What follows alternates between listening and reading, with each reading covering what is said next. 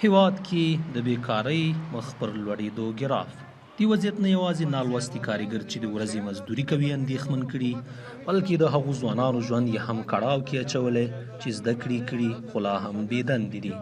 دا ډله کارګر چې هر یوه ته یې کورنۍ ورتر غاړي، سهار وختي د کابل پر دې واټ په دې هیله درېږي چې څوک به یې د کار لپاره بوزي، خو بخت ښایي له څو محدودو سره مل وي.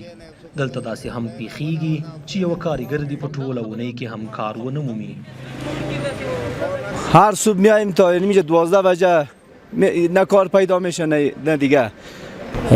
میخواهیم که امارت اسلامی افغانستان که همه کار به برادرایی که سر چوک است مستحق اساس می باشه، بینه کار و بار خوب پیدا شود خوبتر است.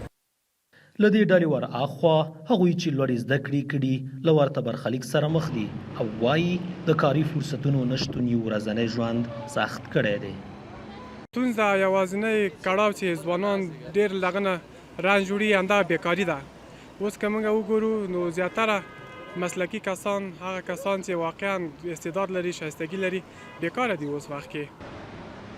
هیواد کې دغه ډول ځوانان که څه هم حکومتي پوستونو ته د استخدام لړۍ غیر شفاف او د وړتیا پر بنسټ نه بولي چې بېوزلي زیږولي، خو د اسلامي امارت اقتصاد وزارت د بیکارۍ کچې پراخوالي لاملونه نور یادوي.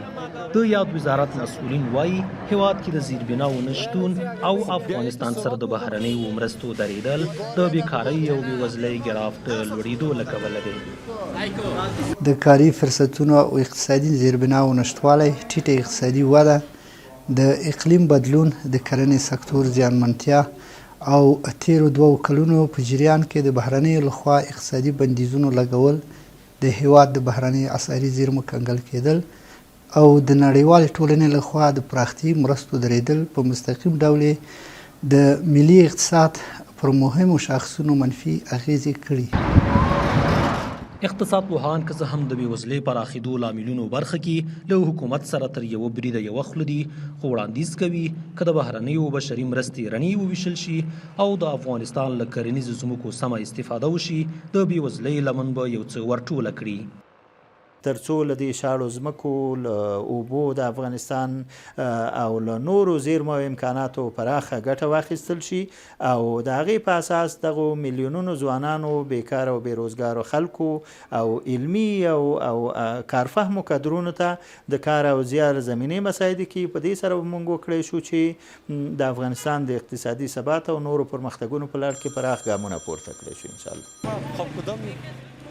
هیواد کې د بیکارۍ او ورسره د بېوزلۍ کچه داسې مهال لوړېږي چې د ملګرو ملتونو بشري مرستو همغږۍ دفتر تازه ویلي چې بشري مرستو ته د اړمنو افغانانو شمیر اوس 9.2 میلیونو ته پورته شوی.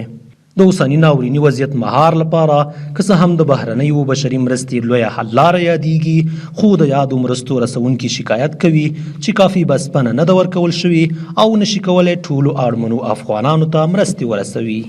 نړۍ کې د اوکراین په څیر نورو ناورینونو رامنځته کېدل د افغانستان وضعیت د نړیوالو له لینزه یو څه لرې کړی او اوس یې دې هیواد ته پام کم شوی دی.